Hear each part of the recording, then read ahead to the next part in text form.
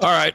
Once again. Okay. Hi, everybody. This is the Stephen E. Kelley Show. My name is Stephen E. Kelley. This is Truthcat Radio, www.truthcatradio.com. It's August 25th, 2022. It's now 6:03. We spent the last 3 minutes with me talking, and basically, apparently, I had the show running I didn't turn it off properly. I don't know. That doesn't make sense. It's probably YouTube screwing with me. I wouldn't be surprised. But the title of the show tonight is When Jesus Killed. Not when was Jesus killed, but when Jesus killed. That's not a grammatical error. So, according to some early Christian writings, which we would consider of the Gnostic flavor, there are a lot of areas of Jesus' life that were not covered outside of the, well, let's just put it this way. The New Testament covers a certain period of life from the years of 29 to 35, roughly. But if you wanted to know what Jesus was like growing up, you'd have to go to the infancy Gospels. And the infancy Gospels, there's actually 3 of them. One is the infancy Gospel of James, one is the infancy Gospel of Thomas, and one is the infancy Gospels.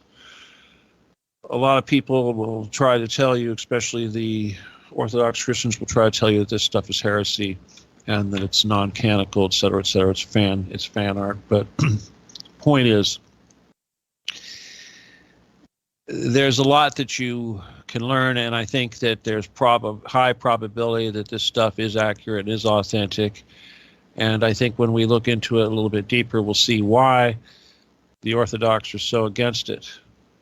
But again, as I said earlier, before I realized the music was playing and the show was playing, is that the Gnostics believe that the key to salvation or advancement, transition, going to heaven, going to the 5D, requires a certain bit of knowledge. Only through knowledge could you gain salvation. And I say that knowledge is basically what you need to have necessary to go up a culture, which is essentially what you're doing, because you're not going to go to heaven if you're still a caveman culturally and knowledge speaking. That's why it's important to have this information. You need to know the information we're providing you with, of course, which is all about the densities and how this works and where you really go and how the mechanics of everything works.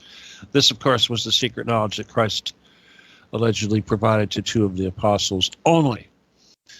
Now, as I said, the period of life that's been documented supposedly of Jesus, which we call the infancy Gospels, took place when he was 3 up until the time of when he was 12.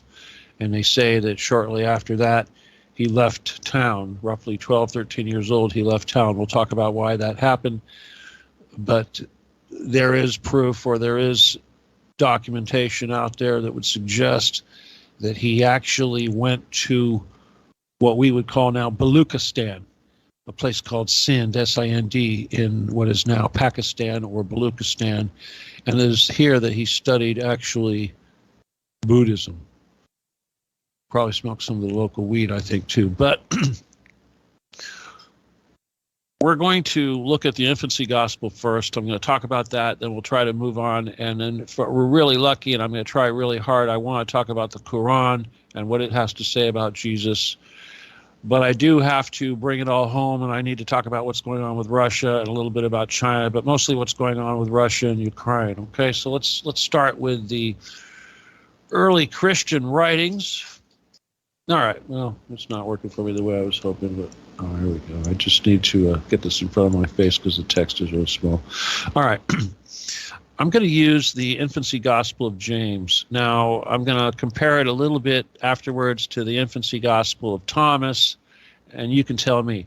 But it's relatively short, but it's pretty important. We'll talk later about where all these things came from, translated, yada, yada. I don't really care about the translation, but this is pretty close to what I think the intent of the document was. Okay, here we go. Number 1, Thomas the Israelite, tell unto you, even all the brethren that are the Gentiles, to make known unto you the works of the childhood of our Lord Jesus Christ and his mighty deeds, even all that he did when he was born in our land, whereof the beginning is thus. Number 2, this little child Jesus, when he was 5 years old, was playing in the fjord of a brook. And he gathered together the waters that flowed there into pools, and made them straightway clean, and commanded them by his word alone. Having made soft clay, he fashioned thereof 12 sparrows, and it was the Sabbath when he did these things. And there were also many other little children playing with him. And a certain Jew, when he saw what Jesus did, playing upon the Sabbath day, departed straightway and told his father Joseph, Lo, thy child is at the brook, and he hath taken clay and fashioned 12 little birds, and hath polluted the Sabbath day. And Joseph came to the place and saw, and cried out to him, saying, Wherefore doest thou wherefore doest thou these things on the Sabbath, which is not lawful to do? Jesus clapped his hands together and cried out to the sparrows, and said to them, Go. And the sparrows took to their flight and went away chirping. And when the Jews saw it, they were amazed, and departed, and told their chief men what they had seen Jesus do. Number 3. But then the son of Annas, the scribe, was standing there with Joseph, and he took a branch of the willow and dispersed the waters, which Jesus had gathered together.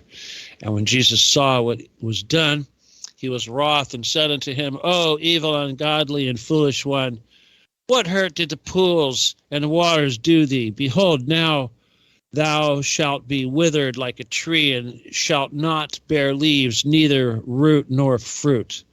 And straightway that lad withered up wholly. But Jesus departed and went unto Joseph's house. And the parents of him that was withered took him up, bewailing his youth, and brought him to Joseph, and accused him, for that thou hast such a child which doeth such deeds. That's the first real death. They say this earliest, some say the earliest death was at 1, but you could say the first child he killed was at, here, what was that, 5? Or 3, 1, 3, 5, anyway. After again he went to the village, and a child ran and dashed against his shoulder. And Jesus was provoked, and said unto him, Thou shalt not finish thy course. And immediately he fell down and died. But certain, when they saw what was done, said, Whence was this child born? For that every word of his is an accomplished work. Wait a minute. Okay, that I'm sorry. I just got confused. All right, that's I skipped for a second. And the parents of him that was dead came unto Joseph and blamed him, saying, Thou that hast such a child canst not dwell with us in this village. Or do you teach him to bless and not to curse? For he slayeth our children.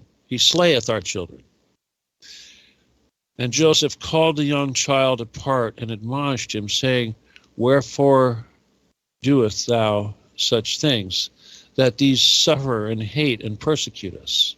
But Jesus said, I know that these thy words are not thine.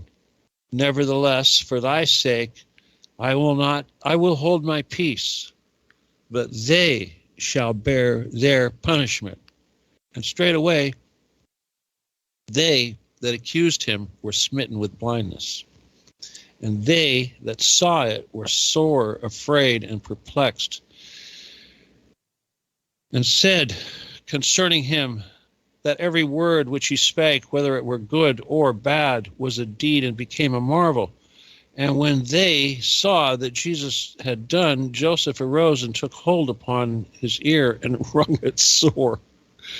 And the young child was wroth, and said unto him, It sufficeth thee to seek and not to find, and verily thou hast done unwisely. Knowest thou that I am thine? Vex me not. All right, this is Jesus talking to Joseph, because he's not liking Joseph grabbing him by the ear for killing all the neighbors or making them blind, etc. Then we go on to number 6. Now a certain teacher, Zacharias by name, stood there, and he heard in part when Jesus said these things to his father, and he marveled greatly that being a young child he spake such matters. And after a few days he came near unto Joseph and said unto him, Thou hast a wise child, and he hath understanding. Come deliver him to me, that he may learn letters, and I will teach him with the letters all the knowledge, and that he salute all the elders and honor them as grandfather and fathers, and love them for his own years. And he told him all the letters from Alpha to even Omega clearly, with much questioning. But Jesus looked upon Zacharias, the teacher, and said unto him, Thou that knowest not the Alpha according to its nature, how can thou teach others the Beta, thou hypocrite?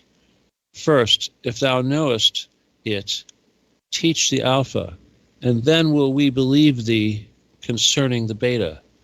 Then began he to confound the mouth of the teacher concerning the first letter, and he could not prevail to answer him. And in the hearing of many of the young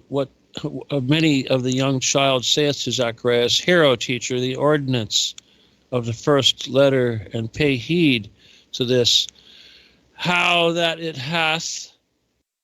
What it follows is really intelligible to this part. All the parallel text literal versions would run something like this.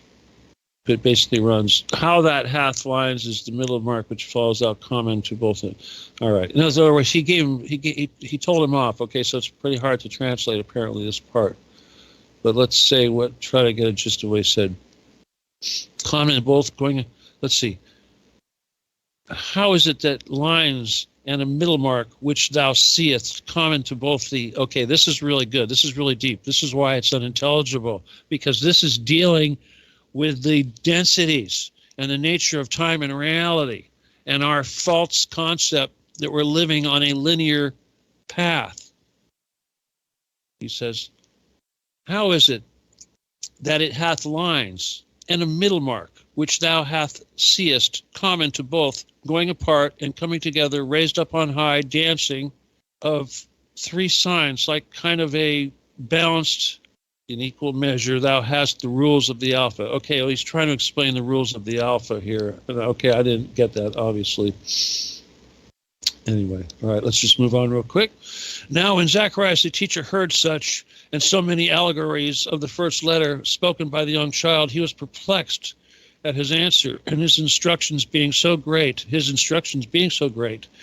he said to him that were there, Woe is me, wretch that I am confused. I have brought shame to myself by drawing this young child. Take him away, therefore, I beseech thee, my brother Joseph. I cannot endure the severity of his look. I cannot once make clear my word. This young child is not earthly born. This one that contained fire. Be like this one, begotten before the making of the world. What belly bare this? What womb nurtured it? I know not.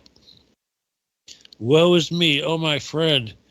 He putteth me from my sense. I cannot follow his understanding. I have deceived myself. Thrice wretched man that I am. Therefore I strove to get me a disciple, and I found that I have a master. Think, O my friends, upon my shame for that being told I have been overcome by a young child, and I am ever ready to faint and die because of this boy. For I am not able at this present hour to look at him in the face. And when all men see that I have been overcome by a little child, what have I to say? What can I tell concerning the lines of the first letter? Therefore he spaketh to me. I am ignorant, O my friends, for neither beginning nor end of it all, or him do I know. For wherefore I beseech thee, my brother Joseph, take him away into thine house, for he is somewhat great, whether God or angel or what I should call him, I know not. All right. Number 7. And the Jews were counseling Zacharias. He went straight to the Jews afterwards. The young child laughed greatly and said, Now let those that bear fruit that were barren, and let them see, now let those bear fruit that were barren, and let them see that were blind in heart. I come from above that I may curse them, and call them to the things that are above, even as he commanded, which hath sent me for your sakes. All right, now this is really important because this is the part where he basically says that he can punish you to get your attention so that you become aware of these things, whatever is appropriate. This is kind of the real gist of what we're going to be talking about tonight. So he's basically saying, let me just repeat that one more time. Well, first of all, the first thing he does is he makes whoever he made sterile fruitful at that time, and whoever he had made blind, he opened their eyes. He took the blindness away. So the people that he had hurt, it doesn't say here whether or not he brought the children that he turned into mummies come back, but we can assume there's a possibility that did happen. Now, after this happened, even as he commanded, which hath sent me for your sakes, and when the young child ceased speaking, immediately all were made whole, which had come under his curse, and no man after that doest provoke him, lest he should curse him, and he should be maimed. Okay, so at this point, remember, he's 5 years old, I think it was, roughly in this area. He's got their attention. They're not going to disrespect him. Nobody's going to disrespect him. He's smarter than everybody. He knows it all. He knows the stuff that we still don't know right now, obviously. Okay, so he was 5. All right, let's see. Okay, there's a few more stories here. Let's see. Now, after a certain days, Jesus was playing on the upper story of a certain house, and one of his young children that he played with fell down from the house and died. And the other children, when they saw it, fled, and Jesus remained alone. And the parents of him that was dead came and accused him that he had cast him down, pushed him. And Jesus said, I did not cast him down, but they reviled him still. And Jesus leapt down from the roof and stood by the body of the child and cried with loud voice and said, Zeno, so far as the name was, arise and tell me, did I cast thee down? And straightway he arose and said, Nay, Lord, thou didst not cast me down, but thou did raise me up. And when they saw it, they were amazed. And the parents of the child glorified God for the sign which had come to pass. And they worshiped Jesus. Okay, this is at 6. After a few days, a certain young man was cleaving wood in the neighborhood, and an axe fell and cut sunder the whole sole of his foot. And losing much blood, he was at the point of dying. And when there was a tumult in the concourse, the young child Jesus also ran thither, and by force passed through the multitude, and took hold upon the foot of the young man that was smitten, and straightway it was healed. And he said to the young man, Arise now, and cleave the wood, and remember me. But when the multitude saw what he had done, they worshipped the young child, saying, Verily the Spirit of the God did it. There's a few more stories like this. Here's one that's particularly interesting. When he was 6, he drew up water. His mother sent him to draw up water for the house. She gave him a pitcher, but he broke the pitcher against another pitcher. So what he did is he took his cloak, his tunic, whatever, he held it out in front of him, okay, and he basically turned that into a vessel and filled it up with water. Now, here's the thing. Obviously, water goes through fabric. But in this case, it did not go through the fabric. The story is actually, I don't know if this gives you the whole story. It's actually, they go into more detail in the other version, but let's see. Basically, he spread out his garment upon which and had it filled with water, and he brought it to his mother. When his mother saw this was done, she kissed him and kept him to herself the mysteries of what she saw him do. Another young child went forth, his father sowed wheat in their land. As the father sowed, the young child, Jesus sowed one of the corn and one of wheat. He reaped it and threshed it and made thereof 100 measures of corn. And he called all the poor of the village into the threshing floor and gave them wheat. And Joseph took the residue of the wheat, and he was 8 years old when he wrought this sign. Okay, basically he made it turn into a whole bunch of stuff. All right, now here's some more interesting. Let's see. Now his father was a carpenter and made at the time and made plows and yokes. And there was required of him a bed by a certain rich man that he should make it for him. And whereas one beam, that which was called the shining one, was too short, and Joseph knew not what to do. But the young child, Jesus said to the father, lay down the 2 pieces of wood and make them even at the end next to the 3, next unto thee. And Joseph did this, and the young child said to him, and Jesus stood on the other end and took upon him hold of the shorter beam and stretched it and made it equal to the other. And his father Joseph saw it and marveled, and he embraced the young child and kissed him, and saying, happy am I that God had given me this young child. So right away, God hath given me this young child. I can't tell you if this is a acknowledgement that Jesus is his child or not, but that's kind of an issue. Let's see, almost done here. But when Joseph saw the understanding of the child and his age, he was coming to the full.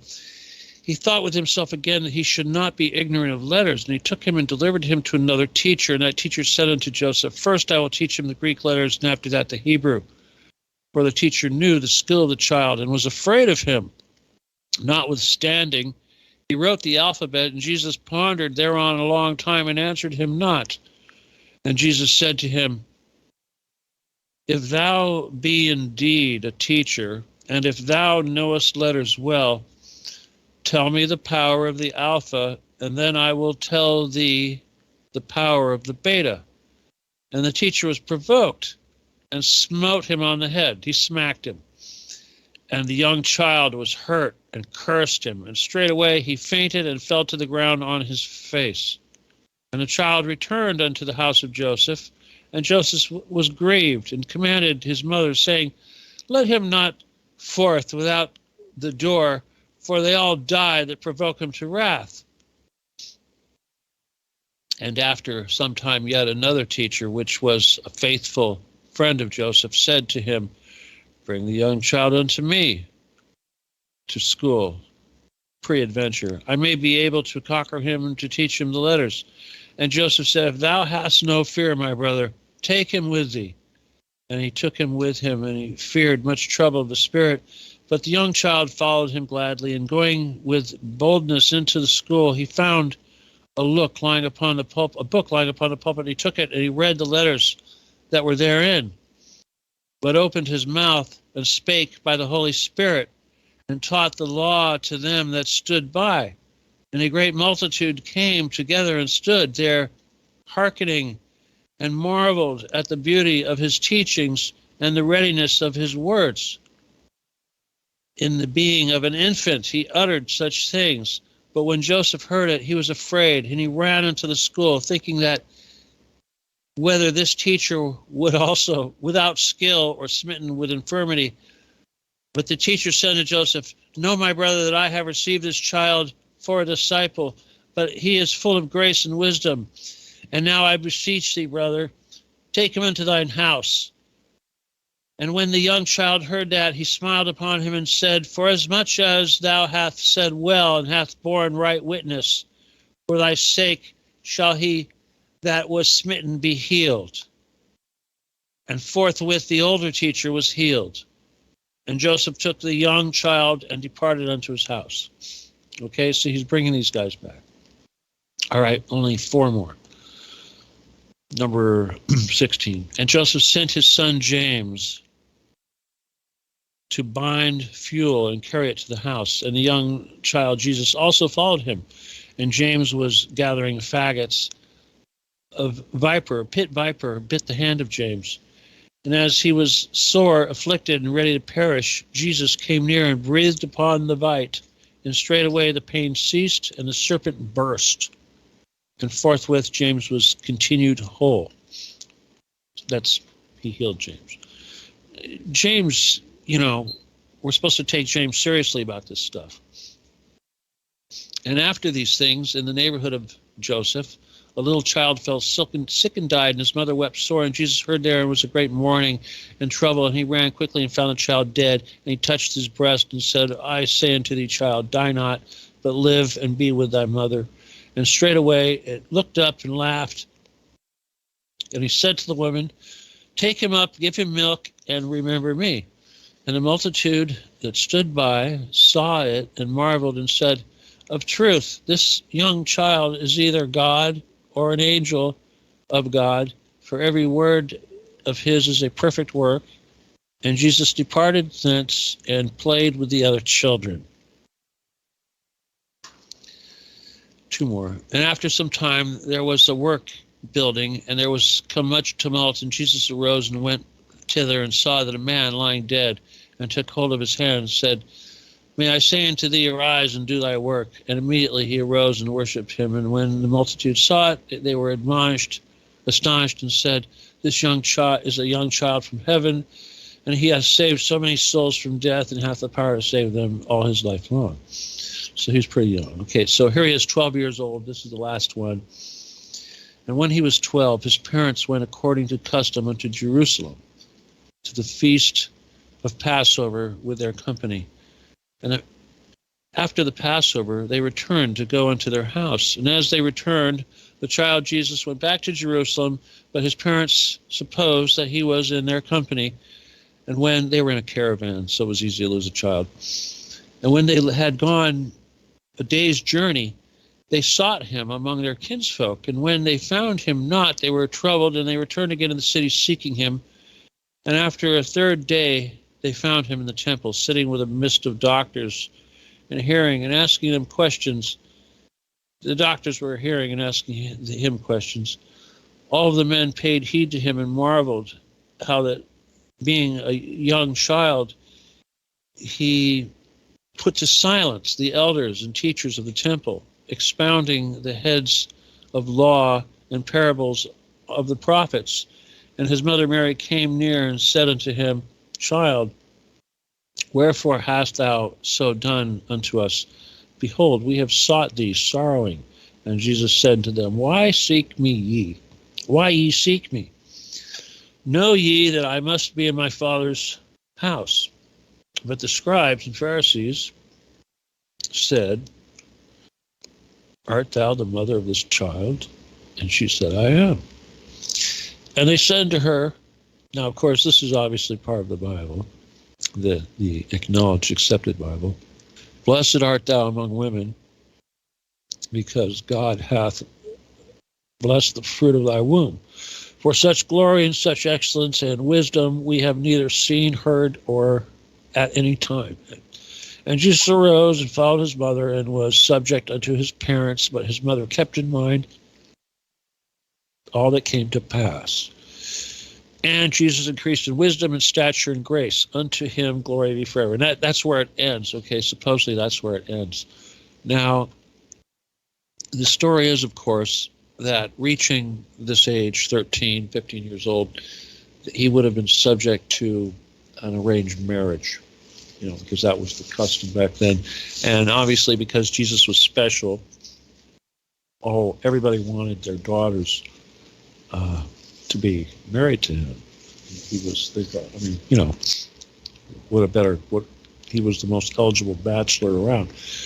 So that supposedly is the real reason he left. Others say he left to, there's a lot of stories, but he did leave. He did disappear. The period where he's gone, there is a name for it in the Orthodox teachings. I think they call it the unknown years or something like this. But I suspect, honestly, that he did indeed go to this area of Baluchistan. Now, I'm just going to talk real quick about, there's a book out called The Life of St. Isa, and of course this is the name that Jesus is referred to, not just by the people of the Eastern cultures, but also in the Quran. And anyway, this book is called The Life of St. Isa, The Lost Years of Jesus Christ in India and the East. Now, I don't really believe he was in India. I believe he only went as far as Baluchistan, or that section of Pakistan, just between Pakistan and Iran. There's a couple of other things I should mention. I think I'm going to go straight to the Quran. Let me see if I can pull up the Quran here real quick. All right, this will work. Jesus and Islam. Now, basically, obviously, there's a lot of mention of Jesus in the Quran, quite a bit. And the only thing that they really reject, we're being told, at least the Orthodox Church will tell you, okay, the Quran's evil, yada yada, they're evil, Muhammad. First of all, according to the Quran, they think that it started out with John the Baptist, then Jesus, and then Muhammad. Whether or not you like Muhammad or not, or you believe that, the guy obviously had some issues, but they believe, like most Christians should believe or do believe, that Christ is going to return. Now, this is a major part of the Quran. They also believe that Christ will return. They're actually a little more direct. They say that Christ is going to return in Damascus, but he's also going to return with a certain Imam, a guy named Mahdi. Now, we could talk about Mahdi, but here's the thing. Mahdi is the guy that basically the Shia people, which is a major portion of Iran, of the Arabic peoples, the Muslim people. We hear about the fighting between the Shia and the Sunni. Well, the Shia are mostly, the Iranian are mostly Shia, and the Saudis are mostly Sunni. And the Shia, which is about 85% or so of the Iranian country, they believe that Christ is returning to Damascus, this Imam guy. And they believe that at that point, that Jesus is going to slay the Antichrist, the false leader, the false Christ. Now, I don't have a whole lot of problem with that. I mean, like I said, I could look up the Mahdi. I could tell you a little bit about the Mahdi. Mahdi is a messianic figure in Islamic eschatology who is believed to appear at the end of times to rid the world of evil and injustice. He is said to be a descendant of Muhammad who will appear shortly before the prophet Jesus and lead the Muslims to rule the world. Well, I don't know about that, but that's kind of interesting, don't you think? Let's see, he's also mentioned in other literature. They seem to gain traction during blah, blah, blah. Let's see, it's an essential part of the doctrine of Islam. It's popular amongst Muslims. Now, personally, I don't know this character, descendant of the prophet. I don't know. But what I'd rather focus on is the fact that 85% of the Iranians believe that Jesus is going to return, and he believes he's going to return in Damascus, which kind of makes me think that that's probably has a big reason why the Jews want to destroy Damascus. Their literature, their belief system believes that it's going to be destroyed. Now, there's so much more I wanted to talk about, basically involving this structure, but it's not hard to see where this orthodoxy, this problem is coming from, and who hates what, who hates this information, what their motives are. Let me see if there's any more of these fun little stories about Jesus I could tell you here. Oh, there's a little bit more to the story about the water jars. This is actually kind of funny. When Jesus had the experience with the broken water jar and being able to carry water in his clothing, apparently all the other children that are around that saw this happen, they thought, wow, I got to try that. And they all went and broke their water jars. So Jesus had to, they smashed all their water jars on purpose. So he had to basically fix them all for the kids. Anyway. And the birds business. I mean, that's funny. Go. It's like, really? You're going to give me crap because I'm playing with clay? Okay. Adios. What dead man? I didn't kill anybody. Look, this guy's alive. What are you talking about? Who killed you? Did I push you off the roof? No, I didn't push you off the roof. Anyway. All right. Let's move on a little bit. I hope you guys enjoyed that. Like I said, the reason why I did this was because somebody sent me a question, an email. They asked me what was going on. Why would Jesus do this? No, I wasn't really aware of the text. Of course, it wasn't a biblical text. It was a Gnostic text, which probably explains I wasn't aware of it. I haven't really studied James as much as I should, or the infancy at all. It's the first I heard about it. I'm not surprised at all. But she asked me why did he do this? Doesn't he know better? Now, my first thought was this whole concept of death, killing people. Is that permanent? Is that permanent? This kid that bumped into him, they withered up and killed. Is that kid ever going to live again? Yes. He's probably going to have to start over from scratch. Will he know better? Probably. Did he learn a lesson? He probably won't do that again, obviously. But the point is that sometimes, like Jesus said, there needs to be punishment to get attention, basically. And I thought, well, he brought most of these people back. And obviously he was doing the will of God. But at the same time, I'm willing to accept that a young Jesus might have been going through some learning. I mean, obviously he knew everything, but at the same time, as a human, culturally speaking, he had to assimilate and he had to temper his miracles and basically learn how to walk amongst these people while not causing all the children to break their clay pots, things like that. So I think that's why he went east, and I think that's why he started to study the Buddhism, because Buddha, of course, did come before Jesus. He was born roughly, and I think it was 500 BC, 4 years. It was that 450 years before Jesus. So I suspect that a young Jesus could appreciate some of the knowledge and wisdom in Eastern traditions to help him grow, and at the very least to hide from all the young virgins in Jerusalem that wanted him. It's making it very difficult for him to do his mission, all those people that he was going to. I mean, he had to be chivalrous, right? He couldn't be breaking all those hearts. Oh, but Daddy, I was in love. Don't worry, my dear. Don't care who he is. Anyway, so that's what he did. So like I said, Buddhism, of course, teaches a lot of detachment, teaches you to go with the flow, teaches you to understand the flow of the universe and the cause and effect and how paths and events in people's lives are there for a reason. So ultimately, I think that these studies helped him, like I say, temper his work and probably calmed him down from his being a healthy young man. So when he returned at 29 and supposedly started his ministries, he had learned quite a bit. I don't believe he learned his healing, obviously, in these countries, because certainly he didn't need no Reiki. The guy was already raising the dead. We know. Now, as far as this is fan fiction creations of all this stuff, a lot of what we know about early Christianity, even the story of Jesus going east, would suggest that Jesus went east. And we know that a lot of early Christian texts, especially these texts, the infancy texts, are associated with Syria, where a lot of these people went.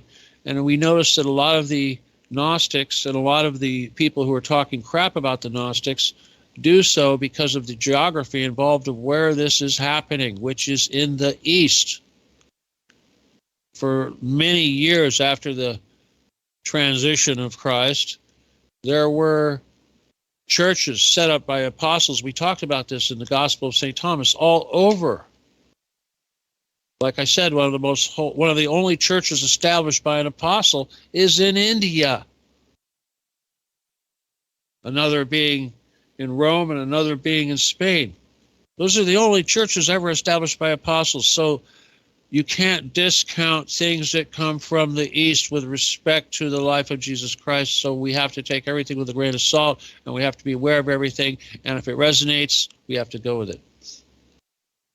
And I would say, as far as the Shia population of the world, we may not agree with everything they say, but they believe Jesus is going to return, and that means a lot more to me than what our enemies believe. So in the theme of what I'm talking about, just to move this on really quick, I just want to talk about Russia, and a couple of big things have happened. One, Alexander Dugin, the hit was put out on him by somebody in Ukraine. This is a supposedly nationalist friend of Vladimir Putin. Well, anyway, he went to an event with his daughter, and they switched cars at the last minute, and the car blew up and killed his daughter. Now, Mr. Putin is extremely pissed off right now, and I would assume there's a lot of Russian people who are extremely pissed off because this is an act of terrorism. But what more could we expect from a country that is importing ISIS into the country to help them fight? Oh, the ISIS that the CIA, we started, so we are the terrorists. When are we going to get fucking used to seeing this shit? I'm sick of seeing the Western media project and say all this horrible shit about the enemy. And what does it turn out to be? Gog and Magog. This text that we're talking about is the same text. If you read the Quran, you're going to see they talk about Gog and Magog. And who is that? It's going to be Russia. It's going to be Russia against the world. Now, just to end this really quick, because I think I'm going to, I watched a little video taken of a Russian soldier who was wounded, who was having a nice Ukrainian soldier basically help him out by taking a straight razor and cutting his pants off and pulling his underwear aside and pulling his cock out and cutting it fucking off to a live fucking Russian soldier. Now, if I was a Russian right now, I would want him to be nuking some fucking Nazis. And if you don't think that's going to fucking happen, it's going to fucking happen. It's going to fucking happen. Because all those fucking Nazis that were captured in all those areas of Ukraine right now are going on trial, and the UN is freaking the fuck out because they know what's going to happen to those motherfuckers, and maybe it needs to be happening. Because you know damn well the Ukrainians are doing the same damn thing to their Russian prisoners, and these fucking Nazis need to be wiped the fuck out. These are terrorists. They film this shit. They don't hide it. And we support it. And we pay for it. And it's coming home to rest. And if you think this is cool and you think it's all right, then your time is coming. Because whether you like it or not, maybe after Jesus got back from India, he wasn't killing anybody anymore, but he can do it. And he said, do as I do. So all of you motherfuckers are on notice that Jesus did it. And I believe he did. Because if it needs to be done, if you need to be punished and you need to be taught a lesson, that's what needs to happen. So, if you have any doubt of the power of the Jedi or the power of those that work for Jesus, then you'll understand that it's okay when we do what we do, when we do what we do. But I can forgive so much. But some shit has got to be punished, and I'm sure you'll agree. Anyway, I want to remind everybody that you are listening to Truthcat Radio, and this is the Stephen D. Kelley Show. By now, I hope you know what we're doing, because Occupy the Getty really is the plan, and we really are taking over, and we're not going to hide it. And we're going to do as Jesus did. And we're going to use his power to do it. And he's going to use our feet to stomp on those snakes. He doesn't have to blow them up. We'll blow them up. We'll do something. Anyway, we're going to do it. And I want to thank all those Jedi that have been doing the hard work, especially Christian, printing up the T-shirts and stuff and going out there. We're going to call you, dude. We're going to make a saint out of you. Oh, my God. I swear. Going to the malls and raising consciousness. And if you've noticed, we're having a whole lot of new people join the Occupy the Getty / Stephen D. Kelley group on Telegram. And I suspect that's because the Trump groups are imploding. You'll notice we're getting attacked by Trump spam. People are leaving the Trump groups. They don't know what's going on. People are starting to realize that Trump is Jewish. People are starting to realize that Trump is in bed and responsible for the COVID vaccines. It's not looking really good for him, and he's looking like he's going to go to jail possibly. So it's kind of ugly. So hopefully he'll spare us all and just go away, and we can all move on. But in the meantime, his loss, our gain. People are starting to realize that everything that the enemy says is a corruption of our message. But you know how Satan is. Half of what he says is true, and the true half is coming from us. All right? And people are starting to figure that out. So I hope you enjoyed the show, and if you want to help us out, please use the PayPal. It's StephenKelley714 at yahoo.com. and say it's for friend or family. Otherwise, I have to send it back. Also, if you need any kind of information from me, you want to correspond with me, talk to me, you need a copy of the book, you want healing, you want to become a Jedi, you want to join us, you don't remember how to get to Telegram, anything like that, you send me an email to law17gun@aol.com. And with that, I'm going to say thank you so much, all of you that tuned in. I see you out there. I hope you had a good birthday, KT, and we'll talk to y'all next week, God willing. So good night, God bless, adios, and goodbye.